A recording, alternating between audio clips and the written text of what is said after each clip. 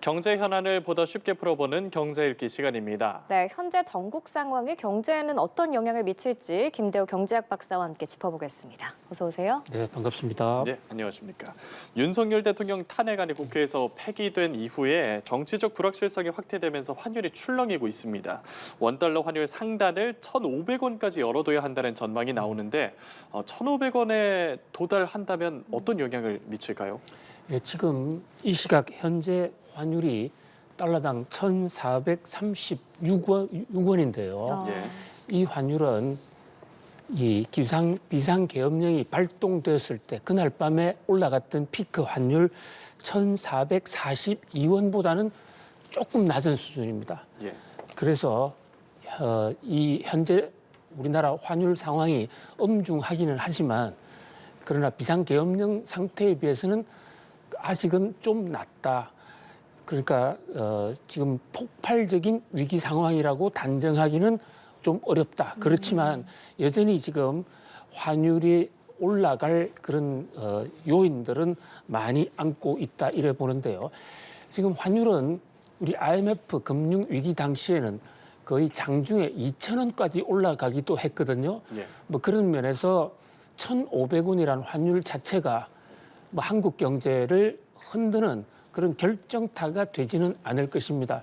그런데 문제는 이제 환율 상승 속도가 빨라지면 변동성이 커지면 경제 주체들의 경제 활동이 흔들리고 또 외국 자본이 더 빨리 이탈할 수도 있는데요. 현재 상황은 외국 자본이 이탈하는 것으로까지 보이지는 않습니다. 현재 BOA 은행이란 아메리카 은행입니다. 뱅크 오브 아메리카인데요. 이 은행에서 지난 주말에 탄핵이 불성립되면서 불확실성이 높아졌고 그래서 우리 월요일 날 한국 시간으로 월요일 아침에 환율이 아주 크게 오를 것이다. 그리고 원화 가치가 폭락할 것이다. 라고 아주 비관적인 예상을 내놨습니다. 그런데 거기에 비한다면 뭐 환율이 상승하기는 했지만 그렇다고 해서 BOA처럼 크게 급락하는 이런 상황이라고까지는 안 이르렀다. 그러나 이래 환율이 이제 급격히 떨어지면요, 이 환율이 이렇게 오르는 요인은 경제학적으로 보면요, 우리나라 금융시장에서 달러 양이 부족해지면 예. 상대적으로 원화량은 그대로인데 달러량이 부족해지면 달러가 귀해집니다. 그럼 달러 가치가 올라가고 우리 원화 가치가 떨어졌어. 그래서 환율이 오르는 건데 현재 국내 시장에 있던 이 달러가 미국이나 다른 나라로 빠져간 것은 아니고요. 앞으로 그렇게 될 것이라는 우려 속에 개인 투자자들은 물론이고 일반 기업들이 환율을 달러로 수출을 해서 벌어들인 달러를 시중에 풀지 않고 있고 예. 그리고 또 앞으로 결제해야 될 달러는 미리 좀 사는 이런 모습들이 얘기가 됐거든요. 그런 현상들이 지금 달러의 환율을 지금 올리고 있는 상황이다. 그런 면에서 지금부터라도 안정적인 시장에 어떤 메시지를 주면 충분히 시장의 어떤 그 혼란은 막을 수가 있다. 이렇게 보여집니다. 시장이 가장 싫어하는 것은 불확실성이에요. 예. 앞으로 어떻게 될지 모르겠다. 탄핵이 되느냐 안 되느냐 이것은 사실 금융시장은 별로 관심이 없어요. 그런데 어떻게 될지 모르겠다 이러면 투자자들은요, 자기가 투자를 할 때 그 근거를 나는 이렇게 투자한다.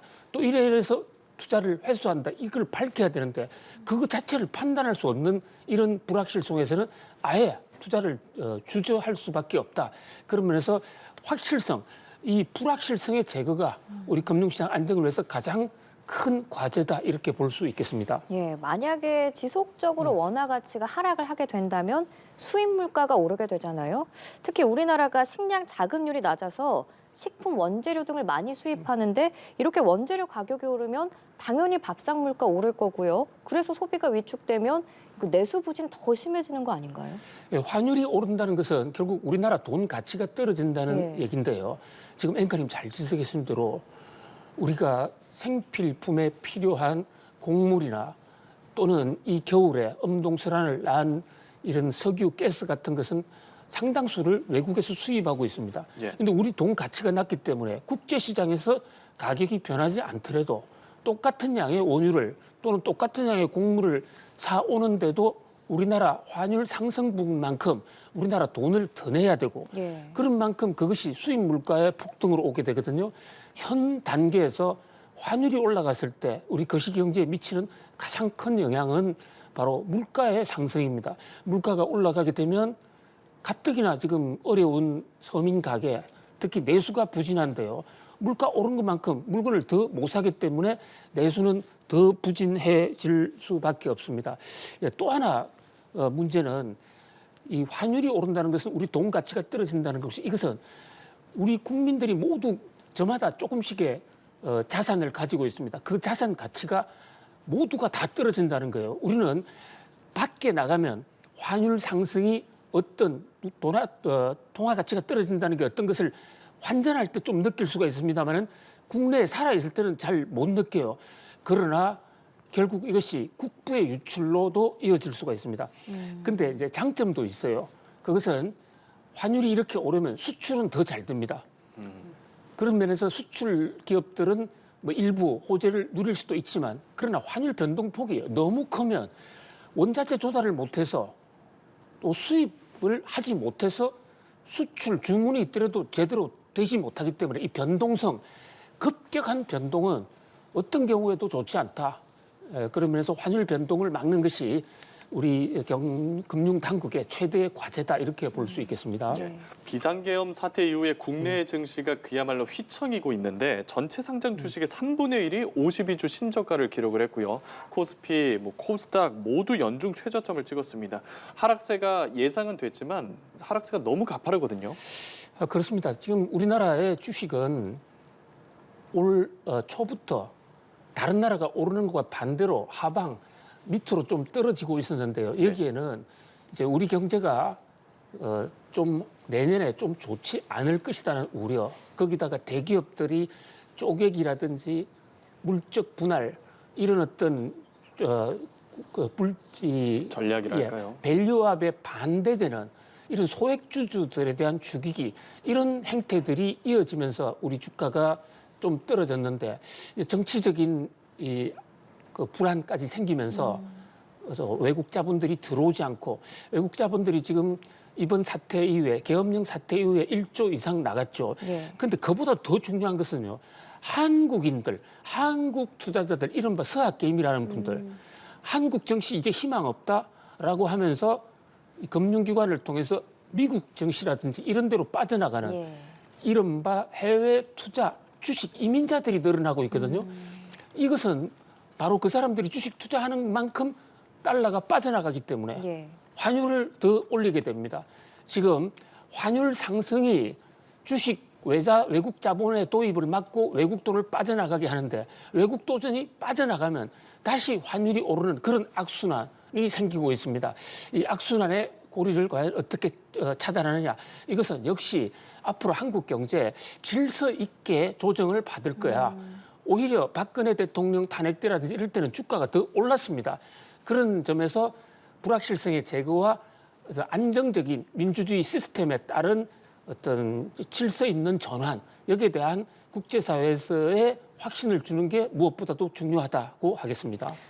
특히 외국인 투자자들의 이탈이 매도세가 금융주에 집중이 됐거든요. 이건 역시 좀 박사님께서 말씀하신 그 불확실성 때문인가요? 금융주가 떨어지는 것은 나름대로의 확실한 이유가 있습니다. 과거에 우리나라가 IMF 외환위기나 글로벌 금융위기 때도 주가가 전반적으로 떨어지지만 그중에도 금융주가 많이 떨어졌는데요. 왜냐하면 일반 기업들은 반도체 기업이나 무슨 자동차 기업들은 환율이 급격히 올라서 우리 원화 가치가 떨어지면 수출이 늘어나는 그러니까 실물 자산을 갖고 있는 쪽에서는 유리한 측면도 있어요.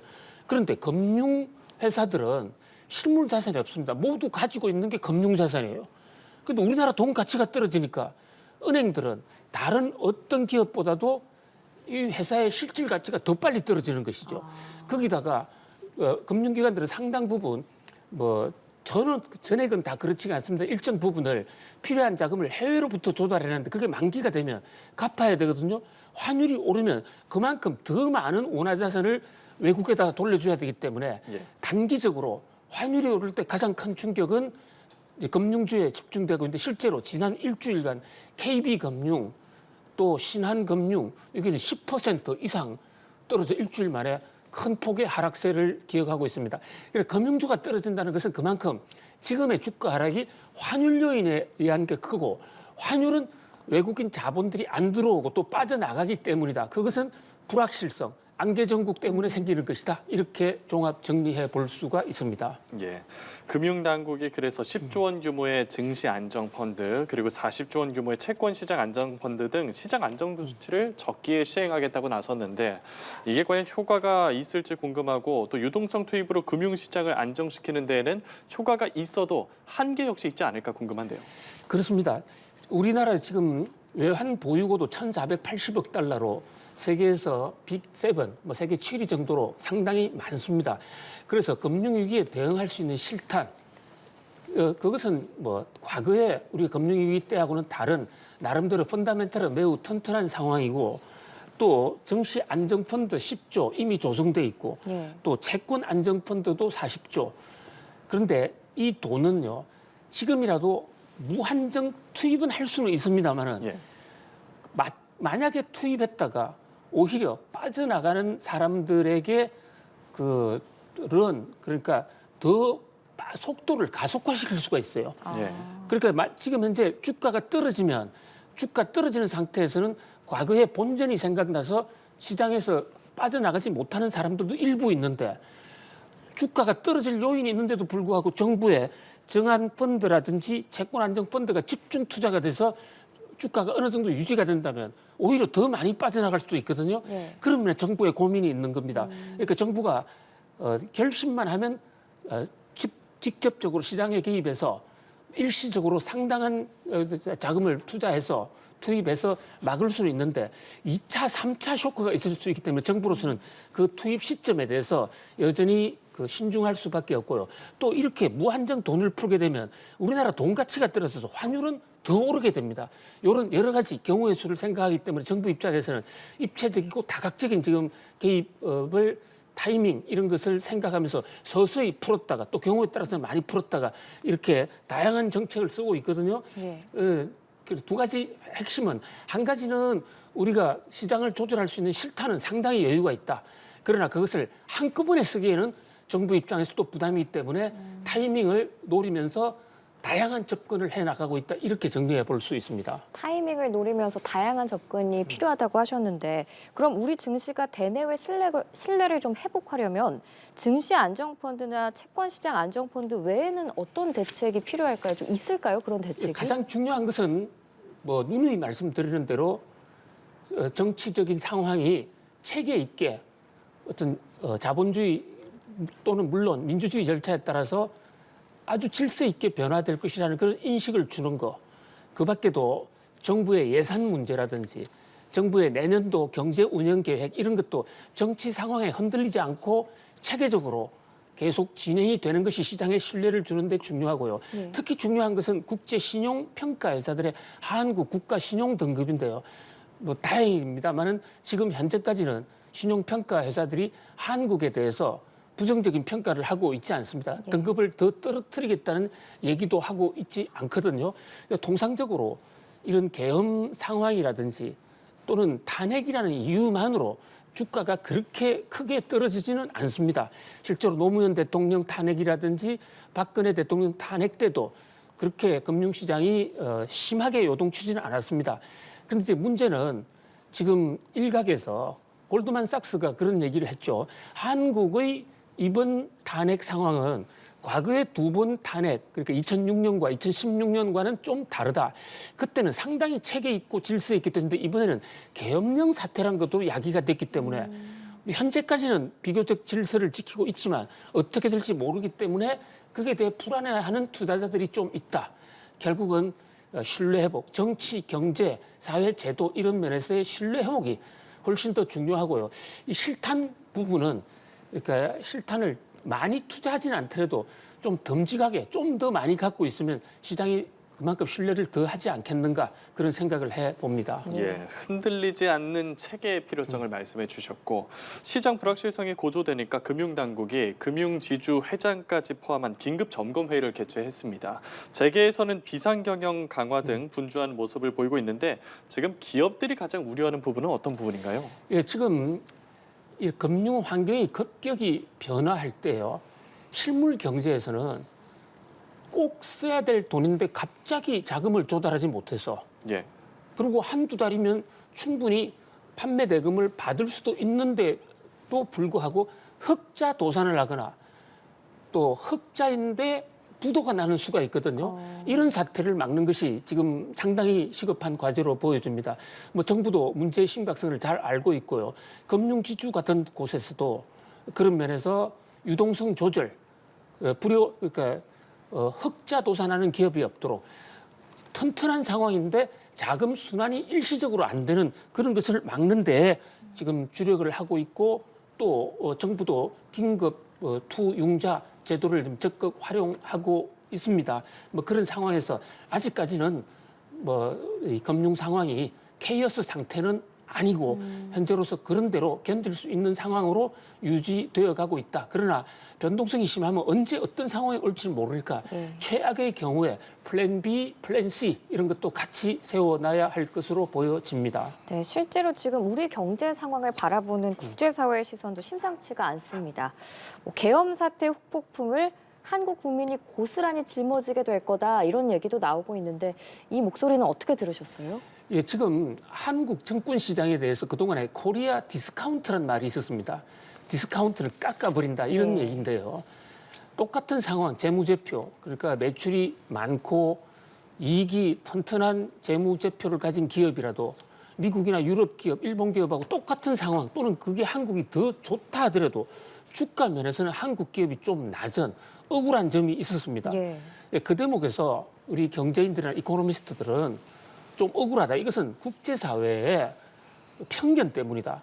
한국은 분단 국가다. 분단 국가라 하더라도 실제로 전쟁이 일어난 적이 없고 그 위기 관리를 잘 해왔는데 왜 한국 기업에 대해서만 주가가 더 싸지느냐.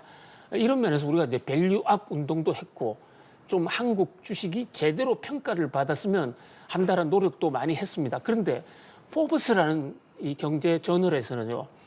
그동안에 한국 이코노미스트들이 코리아 디스카운트가 잘못됐다 해서 그걸 고쳐달라고 주장을 했는데 이번에 한국의 계엄령 사태를 보니까 아니 바로 이런 게 한국의 이 코리아 리스크 아니냐. 예. 그래서 코리아 디스카운트는 필요했던 것이고 너무나 정당한 것이다. 그러면서 이 윤 대통령의 계엄령이 이야기한 코리아 디스카운트 그 국제적인 평가가 옳다는 것이 계엄령으로 증명이 됐고 이번에 코리아 그 디스카운트 상황은 지금 당장에는 뭐 큰 충격이 없다 하더라도 두고 후손 대대로 앞으로 마치 월부로 할부로 물건을 구입을 해서 할부금을 계속 내는 것처럼 한국의 후손들이 갚아가야 될 것이다. 뭐 이렇게 저주를 하고 있거든요. 예.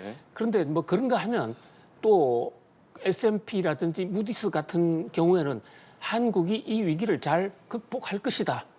그리고 오히려 골마 있는 것을 빨리 드러내고 정상화를 시킨다면 오히려 한국 경제는 더 튼튼해질 수도 있다. 이런 주장도 나오고 있기 때문에 뭐 전 세계가 일괄적으로 한국은 부정적이다. 이렇게 보고 있다라고는 사실과 좀 다르다. 이렇게 평가할 수 있습니다. 예, 또 이겨내본 경험이 많지 않습니까? 잘 해내리라 믿으면서 탄핵 정국의 경제적 여파 여기까지 짚어보겠습니다. 김대호 경제학 박사와 함께했습니다. 오늘 말씀 고맙습니다. 고맙습니다. 감사합니다.